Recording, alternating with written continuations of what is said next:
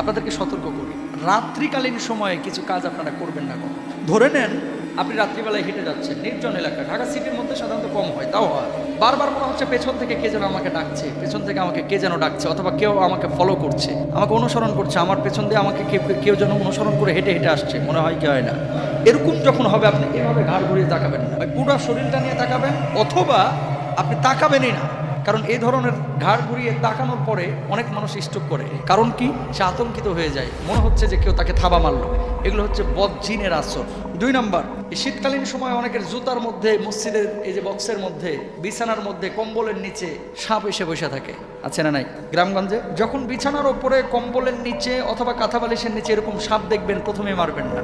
নবীজির নিষেধাজ্ঞা আছে। কি করবেন? সাপটাকে চলে যেতে বলবেন। যদি সাপটা চলে যায়, চলে গেল। যদি না যায়, তারপর আপনি অ্যাকশনে যাবেন। কারণটা কি? যদি না যায় তাহলে জানতে হবে এই দুষ্ট সাপ, আর যদি চলে যায় তাহলে জেনে নেবেন যে এই সাপটা জিন। কারণ জিনেরা 2টা রূপ খুব পছন্দ করে, একটা হচ্ছে বিড়ালের রূপ আর একটা হচ্ছে সাপের রূপ। কথা বুঝতে পেরেছেন? 3 নাম্বার, আপনি হেঁটে যাচ্ছেন, দেখতে পাচ্ছেন যে একটা সোজা বাঁশ ঝাড়, অথচ বাঁশগুলো কয়েকটা এভাবে হেলে আপনার দিকে আছে। অথবা দিনের বেলা দেখছেন যে সোজা গাছ, রাত্রিবেলা আসতেছেন একটা ডাল আপনার দিকে এভাবে ঝুলে পড়ে আছে, কোনো কারণ নাই, ঝড় নাই, বৃষ্টি নাই। এরকম যদি দেখেন, খবরদার, আপনাদের কাছে রিকোয়েস্ট, ওই ঝাড় অথবা গাছের ডালার নিচ দিয়ে আপনারা যাবেন। কারণটা কি? এখানে ভালো জিনের আসরও থাকে, বদ জিনেরও আসর থাকে। যদি একান্তই যেতে হয় তাহলে আপনারা কি করবেন? আয়াতুল কুরসি জোরে জোরে পড়তে পড়তে যাবেন। এতে করে যদি বদজিন থাকে এখান থেকে দূর হয়ে যাবে। আল্লাহু আকবার বলেন। গভীর রাতে অনেক সময় শুয়ে থাকবেন, দেখবেন জঙ্গল বা বাড়ির আশপাশে যদি নির্জন এলাকা থাকে, মনে হবে যে আপনার নাম ধরে কে যেন ডাকতেছে। কি হয় না?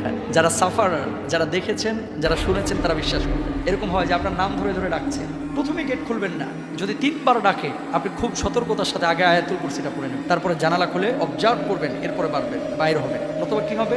বের হয়ে গেলেন, এক ডাকের পরে বদজিনের আসর হবে, শয়তানের কুমন্ত্রণা হবে, আপনার উপরে বাতাস লাগবে, আপনি ক্ষতির সম্মুখীন হবেন। এটা খেয়াল রাখবেন, এগুলো জিনদের কাজ। 5 নম্বরে, যদি দেখেন যে গাছের উপরে কেউ কিছু একটা অবস্থা টের পাচ্ছেন, যে একটা অস্তিত্ব বসে আছে, মানুষের মতো, কখনো বাঘের মতো, ভাল্লুকের মতো, অথবা অন্য কোনো আকার আকৃতির মতো, দ্বিতীয়বার তাকাবেন না, মাটির দিকে তাকায় চলে যাবেন। 6 নম্বর, ঘরে ঢুকেছেন, ঢোকার পরে দেখছেন যে আপনার মতো কাউকে আপনি দেখেছেন, হয় না? ঘরে ঢোকার পরে আপনি দেখছেন যে আপনার মতো একজন কি চেয়ারে বসে আছে, অথবা মনে হচ্ছে যে বিছানার উপরে কে যেন শুয়ে, আপনার বাবার মতো, আপনার মতো। আতঙ্কিত হবেন না। কি করবেন? আপনি চোখটা বন্ধ করে ফেলেন, চোখটা বন্ধ করে জোরে করে একবার আয়াতুল কুরসি পড়ে ফেলেন। দেখবেন যে এই ভয় কেটে যাবে, এবং যদি জিনের আসর থাকে দূর হয়ে যাবে। আল্লাহু আকবার বলেন।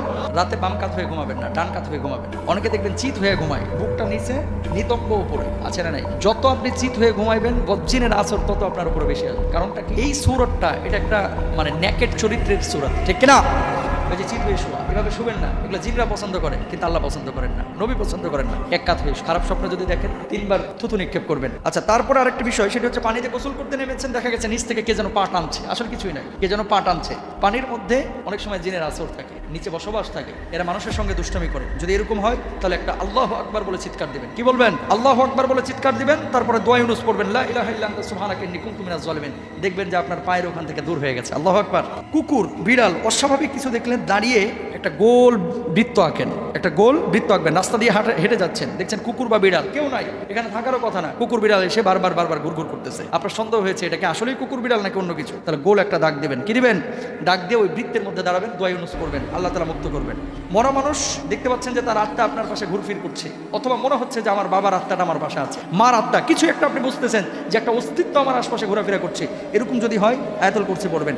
আয়নায় রাত্রিবেলায় বেশি মুখ দেখবেন না, কারণ এখানে একটা ঘটনা ঘটে। এই সূরাটা, আয়নায় যারা রাত্রিবেলায় বেশি মুখ টুক দেখেন, এই সময়টা জিনেরা মানুষকে কুমন্ত্রণা দেয়, বিশেষ করে বদজিন। এর জন্য যত কম পারা যায় রাত্রিবেলায় আয়না দেখবেন, আয়নার উপরে একটা পর্দা ঝুলায় রাখবেন। আর যখন সুন্দর কাউকে দেখবেন, মাশাআল্লাহ বলবেন। মিষ্টি খাচ্ছেন, বিড়াল এসে বারবার ঘুরঘুর করতেছে, মিষ্টি চাচ্ছে, মনে করছেন, আপনি বুঝতে পেরেছেন যে ও মিষ্টি খাবে। যদি মিষ্টি চায়, মিষ্টিটা দেন। কারণ কি? জিনেরা মিষ্টি পছন্দ করে, আর বিড়ালের আকৃতিও তারা পছন্দ করে। যদি দেখেন বিড়াল বারবার ঘুরঘুর করছে আর আপনার মিষ্টি খাওয়াকে ডিস্টার্ব করতেছে, পায়ে মুখ দিচ্ছে, পেছনে মুখ দিচ্ছে, হাতে মুখ দিচ্ছে, তাহলে মিষ্টি একটা দিয়ে দেন। যদি খাওয়ান আপনার ক্ষতি হবে না, আর না খাওয়াইলে যদি মারধর করেন ক্ষতির সম্ভাবনা আছে, এটা মাথায় রাখতে হবে। গর্ভবতী মা বোন যারা রয়েছেন, মাগরিবের সময় বাইর হবেন না, রাত 12টার সময় বাইর হবেন না, খুব দুপুরবেলা বাইর হবেন না। এই 3টা সময় জিনেরা বেশি বিচরণ করে। কথা বুঝতে পেরেছেন? মা বোনদেরকে এটা জানাই দেবেন। বেশি রাগ করবেন না, রাগ হচ্ছে আগুনের বৈশিষ্ট্য। মাটির বৈশিষ্ট্য কি? নমনীয় হওয়া। রাগ যদি বেশি উঠে যায়, বসে যান, ওযু করে ফেলেন। যখন আপনি রাগারাগি বেশি করবেন, তখন দুষ্ট জিন ওখানে আরো ওয়াসওয়াসা বেশি দিবে। এই জন্যই রাগের মাথায় মানুষের কুবাইতে পারে। যে মানুষটা কুবাইতেছে উনিও বলে এরপরে যে আমি কেমনে কুবাইলাম ভাই আমি জানি।